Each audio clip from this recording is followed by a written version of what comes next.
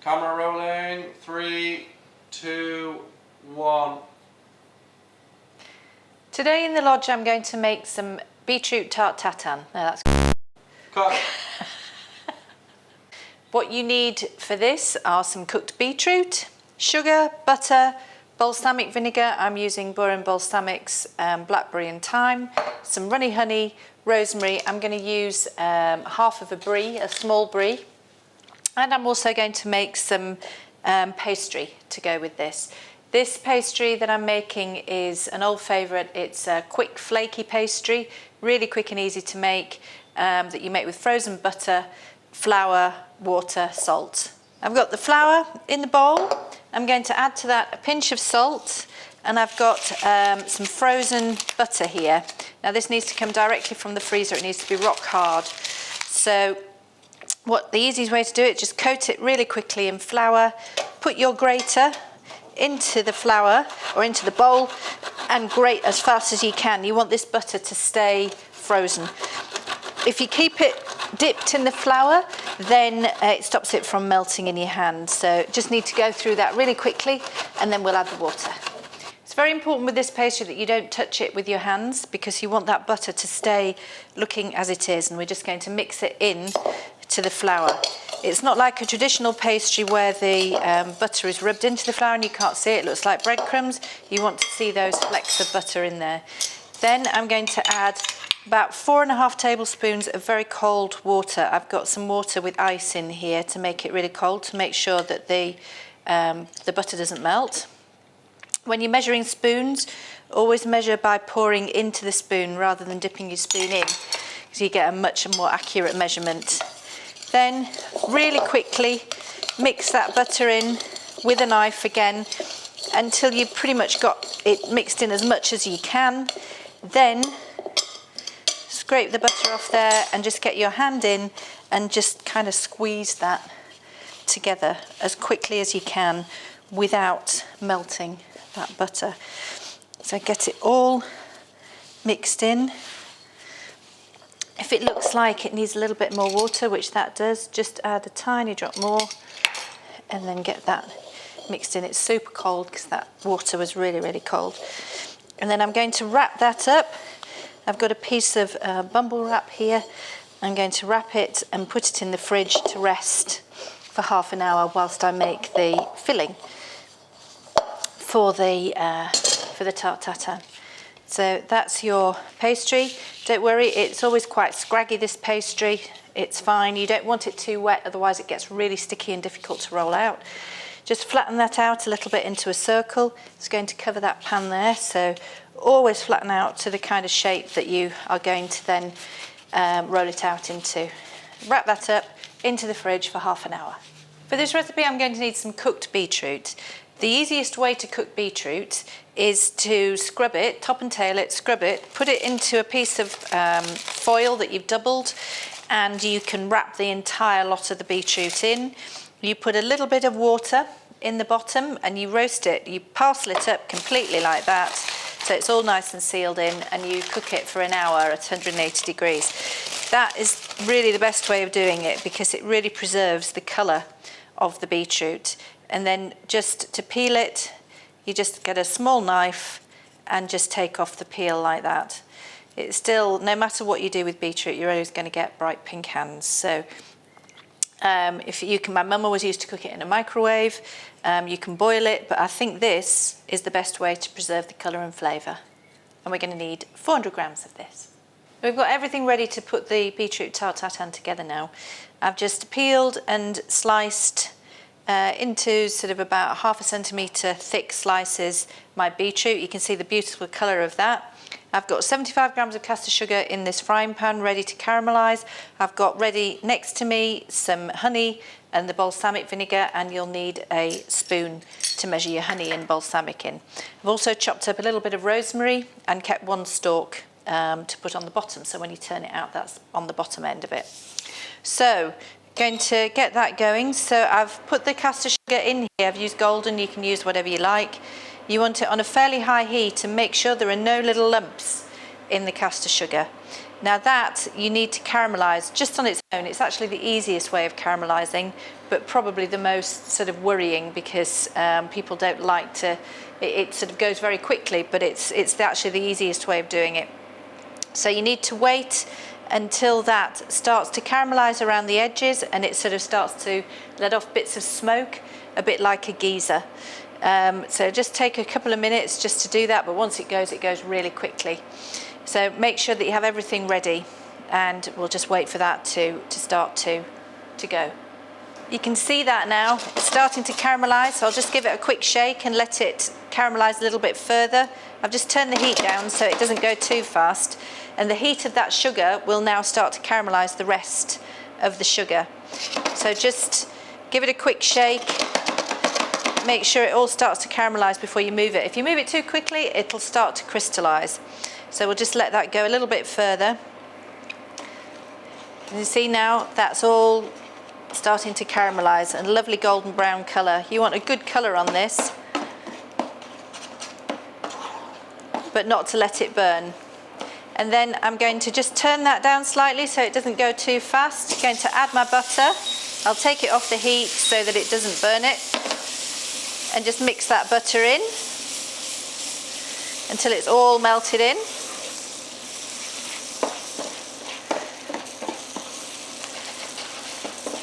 It goes to sort of a fudge. Be really careful, this is super hot. And then add your honey. Heated my spoon up so it should just come off really quickly. Tablespoon of honey in there, as if there isn't enough sugar in already. And a teaspoon of this balsamic vinegar. Careful, because this will splutter a little bit. Mix that in. And it should all go to a nice sort of fudgy mix. It'll all come together. Add your bit of rosemary that you've chopped up in there. That goes in. Some salt and pepper.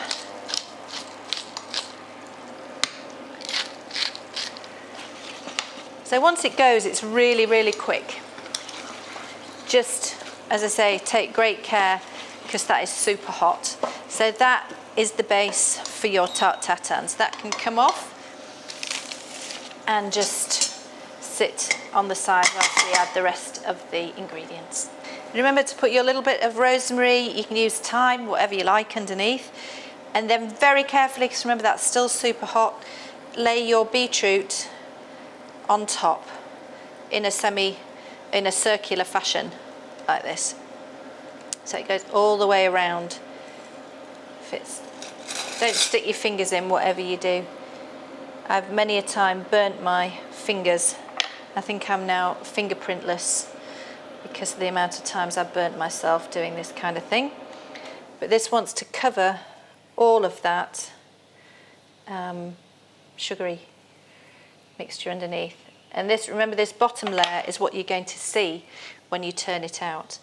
So we'll go the alternate way, we'll alternate it round a bit. If you don't use all your beetroot, don't worry, I'm sure there's plenty of other things you can use it for. We were just talking about a really lovely beetroot salad, a Greek salad that has walnuts and things in it. And we'll just shove those bits around the edge.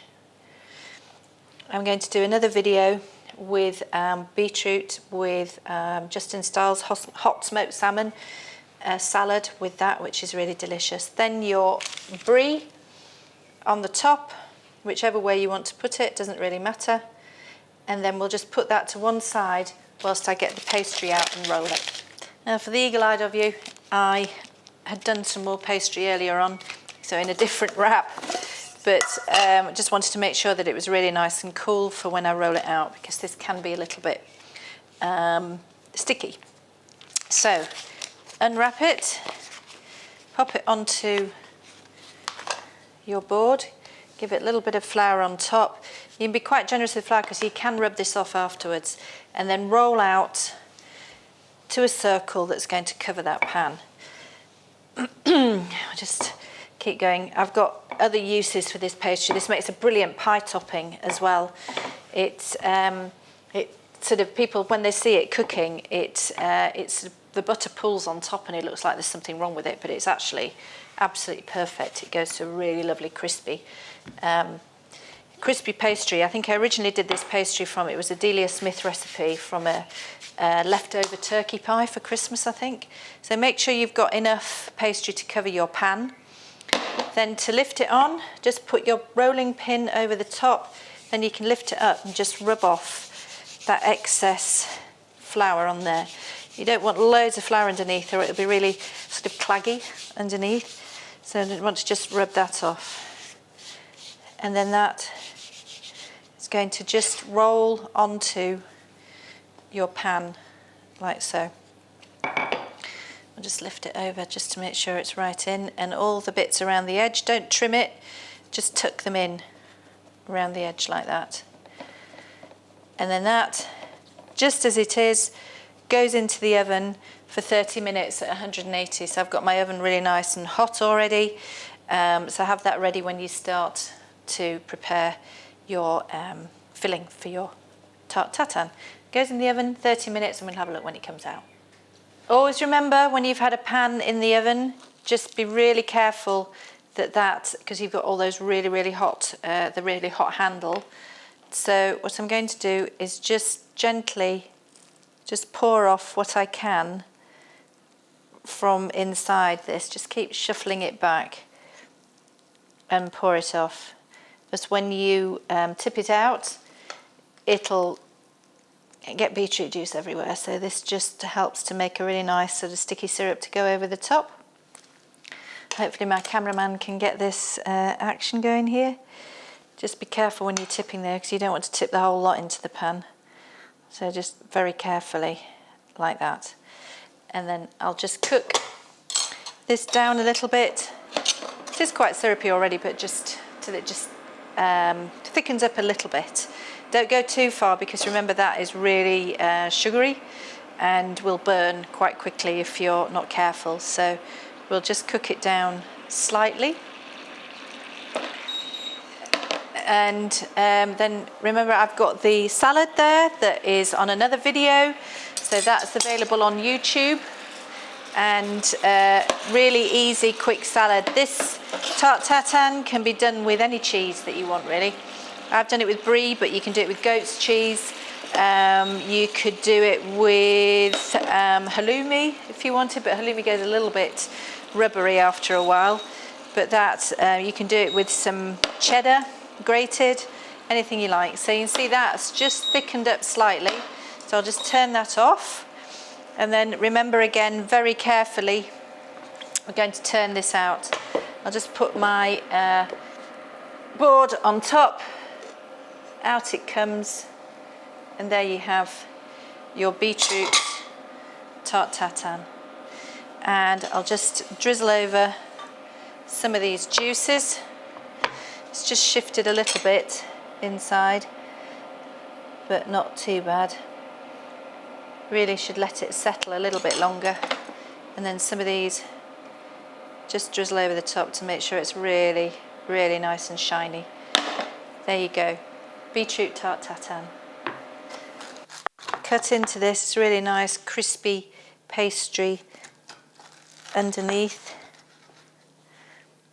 This is best served, it's really nice when it's hot, but it's also really good at room temperature too. So I'm just going to serve that with a little bit of this celery, apple, pear, walnut, cranberry salad. A little bit of that parsley on top. And we'll just drizzle a little bit of that over the top. There you go. Beetroot tart tatin with a celery, apple, walnut salad.